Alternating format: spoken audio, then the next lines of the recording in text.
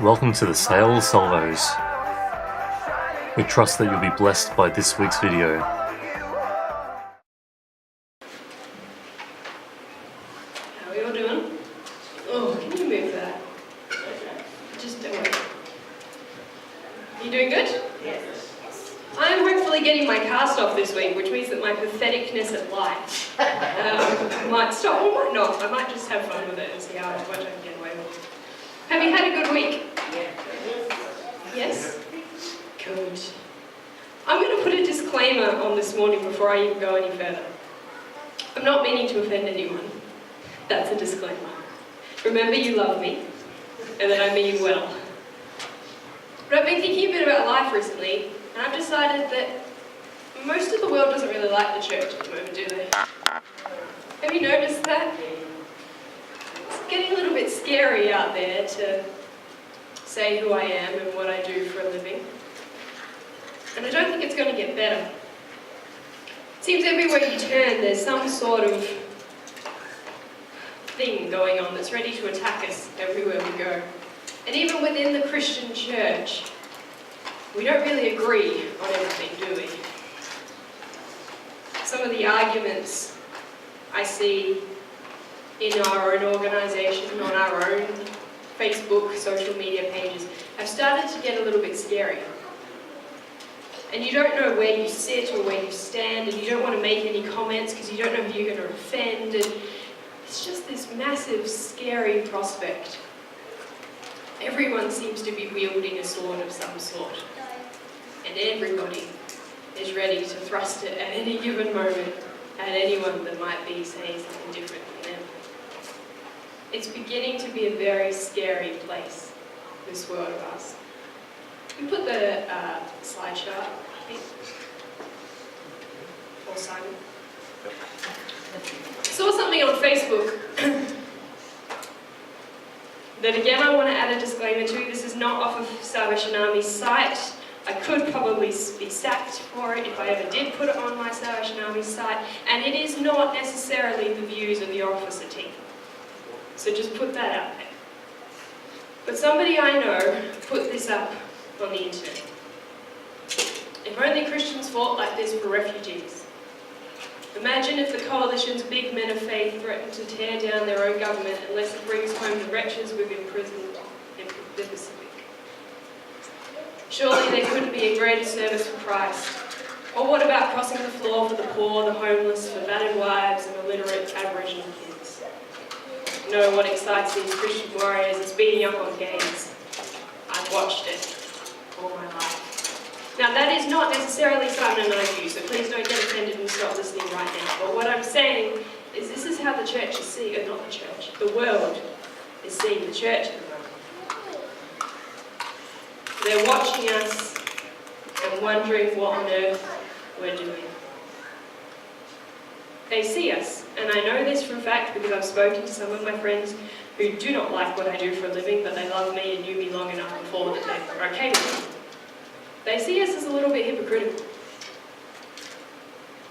They see us as people who stand up here on a Sunday and talk about love, and then don't necessarily follow that up with actions that they would expect us to follow that up with. You can get rid of it off the screen. Let's move it off the screen. The longer it's up, the more I might get sad. When we went on holidays this week, I had a little bit of brain time, not this week, a few weeks ago. I had a little bit of brain time to think about life's conundrums, as you do, not sitting at a desk. You start to think about the world and what it all means. And I thought about a book that our kids have. I want to read it to you this morning, and then I want to unpack some of the ideas that it has. But because you won't be able to see all the pictures, unless you've got really good eyesight, I might need.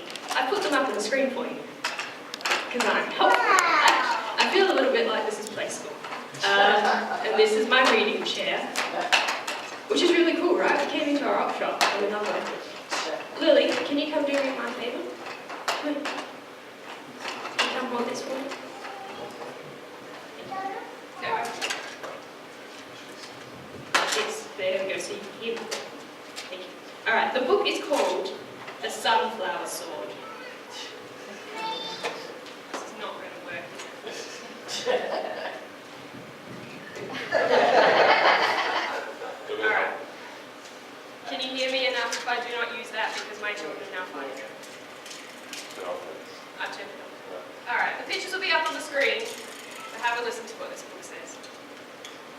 there was a land filled with fire and smoke and endless fighting, where knights fought dragons and dragons fought knights, and that was the way it had always been. In this land there lived a knight who wanted to be big like the other knights and fight like the other knights and have a sword like the other knights, but his mother said he couldn't. Next page, B. Why ever would you want a sword, she asked. To whoosh and swoosh in the air, smiled the little knight. Said his mother, and off she popped to find a sunflower. Well, sighed the little knight, I suppose I could pretend it's a sword. Then he whooshed it and swooshed it just to see how well it whooshed and swooshed. It whooshed and swooshed very well. But, said the little knight, it won't be any good for fighting dragons. No, sighed his mother, I don't suppose it will, but keep it anyway. So the little knight trundled up Dragon Hill, a place where only the biggest, bravest knights ever went. He played happily all day. The sunflower sword swung this way and that and slew not one, not two, but 3 imaginary dragons. But suddenly the air crackled with heat, smoke billowed all about, and there stood something full of fire and flame and a fight to be fought. A real dragon. The little knight had no choice, it was too late to run, so he whooshed and swooshed the sunflower sword. It cut through the air like a fine silver blade, but suddenly as it swung near him, the dragon saw it for what it was, and reached out to take it. Could it be, thought the dragon, this little knight has climbed to the top of Dragon Hill to offer me a flower? Could it be, thought the little knight, a dragon might not be so fearsome after all? Then the little knight and the dragon looked at each other, and both began to smile. So that's how it happened, as simply as that. From then on they met each day on Dragon Hill and played much better games than fighting. Soon the word spread far and wide of how an enemy could become a friend, and how the land might become a peaceful place. One by one the knights laid down their swords, climbed to the top of Dragon Hill, and waited, whilst the little knight's mother looked on and smiled.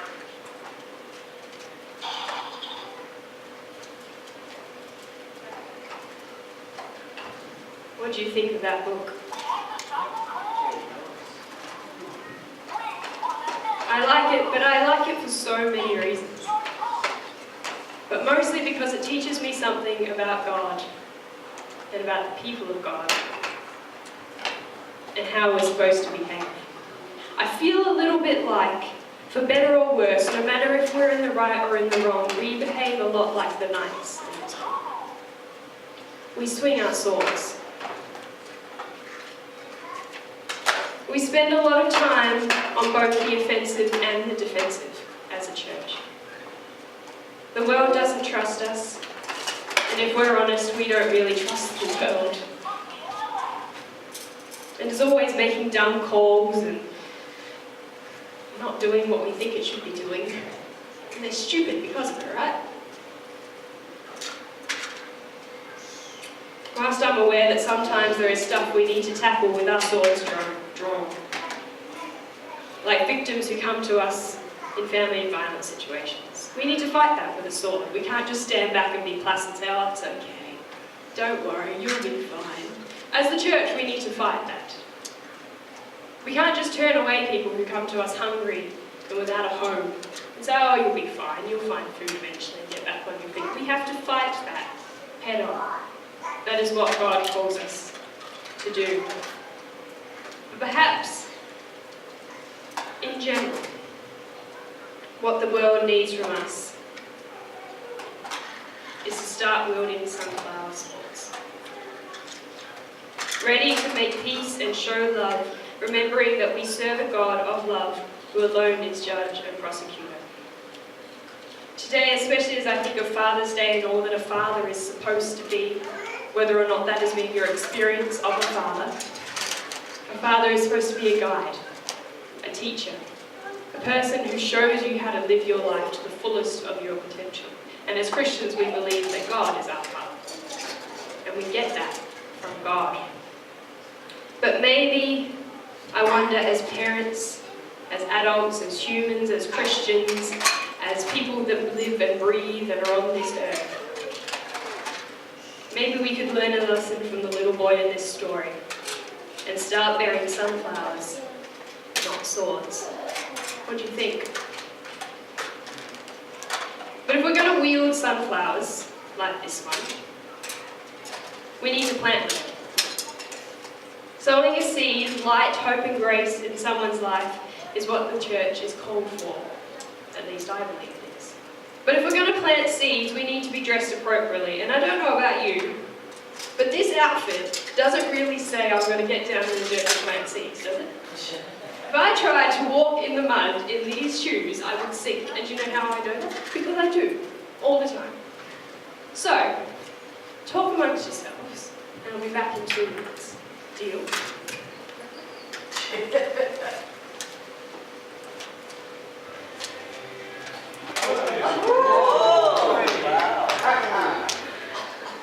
now, if I was going to be a farmer, plant seeds, I need my overalls. Of course. Here you go, the next slide, please. And the next one. And I need a flannelette shirt because you can't live in the country and not have a flannelette shirt. Now, I also particularly like flannelette shirts at the moment because normally, and I didn't actually try this one, they fit over my cast. Do you know how hard it is to wear clothes in winter when you have a cast on your arm? It's ridiculous. I bought myself a new jumper. I can't wear it because I'll wreck it. Pair of scissors will fix it. But when you buy yourself a new jumper, you don't wear a pair of scissors. So, I have my flannelette shirt. I have what else would I need in order to plant seeds? I need a hat. I would need a hat. I need a hat. I don't know if I should be trusted with it.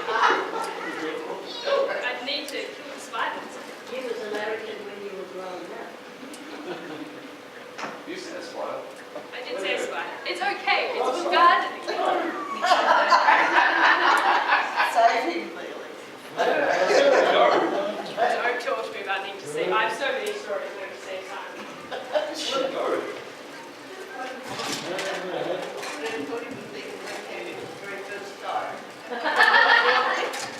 I think I'm awesome. Right, so could I plant seeds now? Yes. Yes. Would it be more appropriate? Yes. God tells us to put on the armour of God, doesn't it? God doesn't expect us to just go into any situation alone, with nothing. The belt of truth. I think overalls are a bit like a belt of truth. Have you ever tried getting in and out? They're not easy. They protect you from everything. There's no access clothing in these overalls. The breastplate of righteousness. I think in Australia that could be a flannelette shirt. The shoes, or my gumboots, ready for any muddy puddle I may encounter. The shield of faith. I think that's a little bit like a watering can and a shovel. It feeds and gives life and weeds out all the garbage. The helmet of salvation, or a floppy hat, protects my head from the elements. The sword of the Spirit, my gardening book, tells me all I need to know and do. So I'm dressed for the occasion. I'm ready to tackle the world. What do I need to actually plant seeds? Soil. Fertile ground, soil, yeah. Something to plant them in would probably be a good call. What else do I need? Water. Seeds, perhaps. I'm not going to plant something without seeds. Now, I can't actually put on the gloves, so I need someone to come do it for me. Thanks. I brought gloves for you. They're new. No spiders involved. Double check.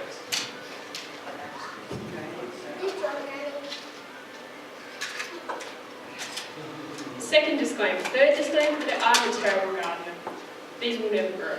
But, for the point, so it will. Yes, it will. Of course it will. Right. So we need dirt in there, right? Ooh. I don't even like dirt. No, I do. I have a spade. What were you doing the week of your surgery? Well, I was planting sunflowers in church. Sorry. Yeah, you don't have your right protective clothing. I was going to bring protective clothing for someone else, and then I thought that could be dangerous because I might go too big or too small. I might have a staple on it. You see my problem?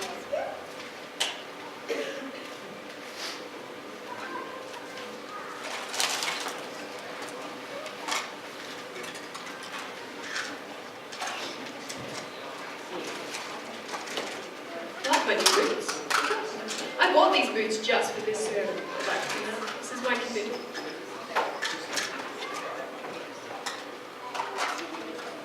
Right, we have the soil. We have the seeds.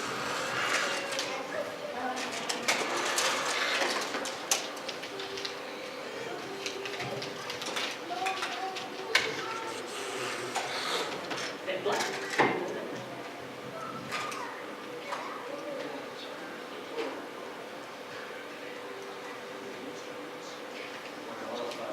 And it's not that before, have you? True.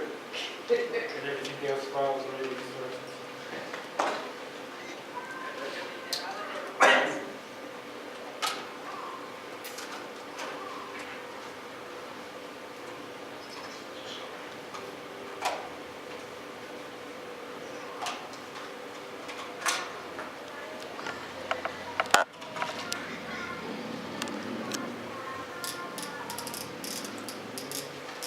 Thank you. Right, seeds planted. Once we've planted the seeds, can you just walk away and expect them to grow? That's my kind of gardening. I've done something good, now I'll just walk away and it'll be perfectly fine. Don't look at our backyard. Don't do it. What do you need to actually sustain the life of these seeds? Water and sun. Water and sunlight.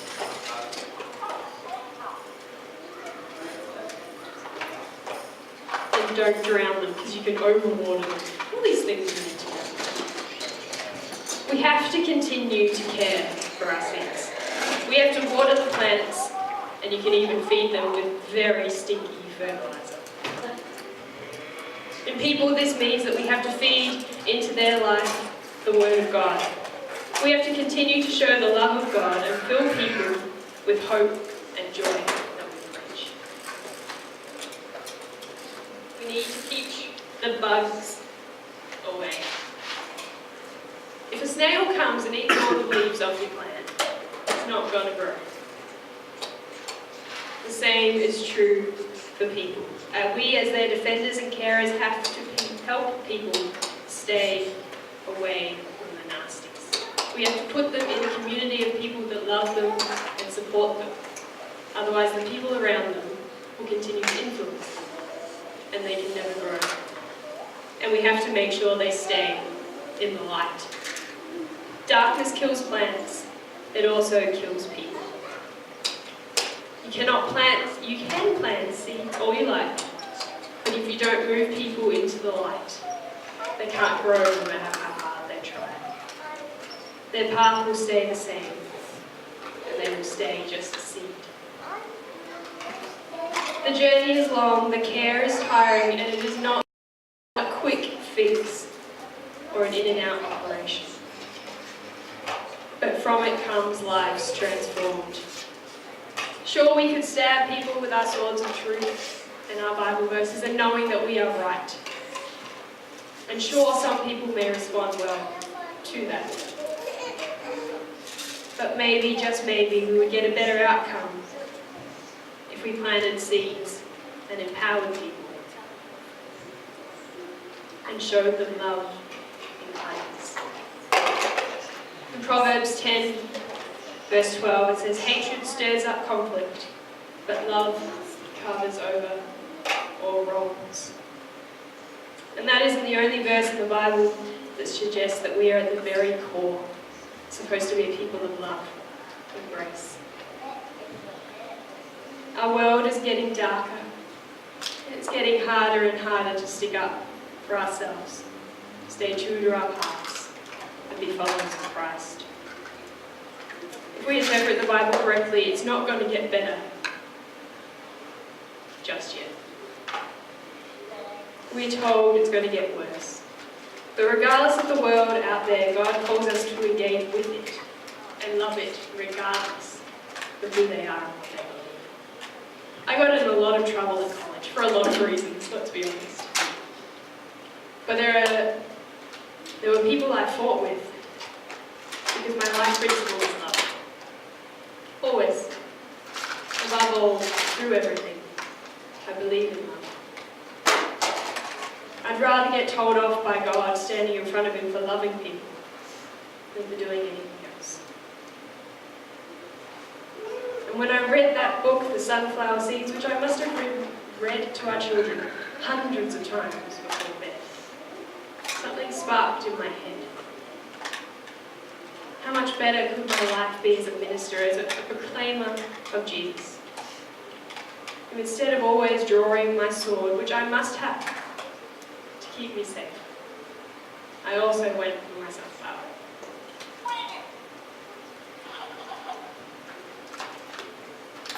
I hope today, as you watch me be silly and make a fool of myself and plant seeds, that maybe it has stopped.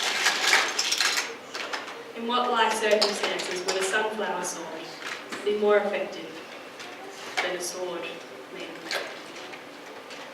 I'm going to play a song soon, and because it is Father's Day, I did want to give something to you, but I also wanted to give something to you that may help you. So we have these lovely, not sunflowers, gerbers, because sunflowers don't look great, but gerbers do.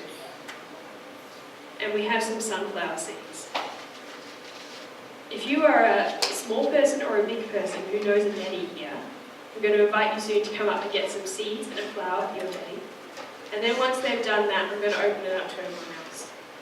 If you want to take some sunflower seeds and plant them at home and see what they grow, see what they remind you to grow, then that would be great. I think you're allowed to plant them now. In spring. Yes, it is spring. You can plant your sunflowers.